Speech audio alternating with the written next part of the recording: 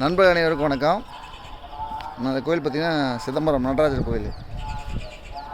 இது ஒரு சிதம்பரம் ரகசியம் அப்படின்னு சொல்கிற மாதிரி ஒரு அற்புதமான ஒரு கோயில், ரகசியமான கோயில் தான். உள்ள ஒரு த்ரில்லிங்காக இருக்குது. அதாவது அந்த கோயிலில் என்ன இருக்கும், அந்த ரகசியம் என்ன அப்படி தெரிஞ்சுக்கிறதுக்கு ஆவல் நிறையா இருக்கும். நல்லா அபிஷேகம்லாம் சூப்பராக பண்ணியிருந்தாங்க. அதே மாதிரி உள்ளெல்லாம் வித்தியாசமாக சாமியை பார்க்குறது, அதாவது அம்பாவை பார்க்குறது தனியாக உடம்பு போய் பார்க்கணும். அப்புறம் காலபைரவர் வந்து பூஜித்து மறுக்க கொண்டு போய் உள்ளே வச்சுருக்காங்க.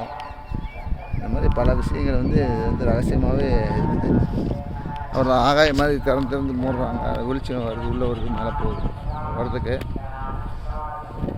அதாவது பஞ்சபூத ஸ்தலங்களில் இது ஆகாய ஸ்தலம் சொல்லக்கூடிய இது சிதம்பரம் நடராஜர் கோயில்.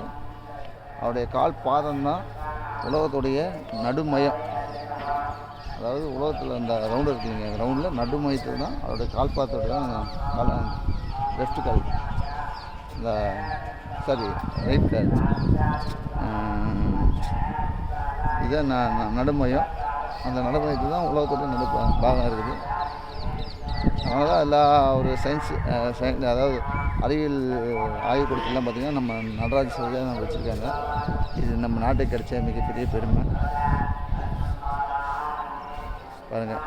ஆனால் இது முழுக்க வந்து திருச்செந்தூர், அதாவது அங்கே இருக்க அவங்க தான் வந்து நிர்வகிக்கிறாங்க. இது வந்து கோயிலுடைய இந்திய அறநிலையத்துறை கட்டுப்பாட்டில் கிடையாது.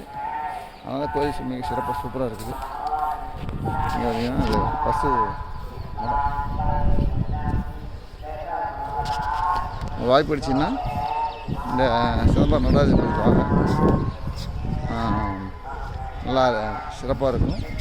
பஞ்சபூத ஸ்தலங்களில் ஆகாயங்கிறது ரொம்ப ரொம்ப பறந்து விருந்தது, மனசும் பறந்து இருந்ததாக இருக்கும். அதனால் அந்த கோயிலுக்கு வந்து வர்றது ரொம்ப ரொம்ப நல்லது.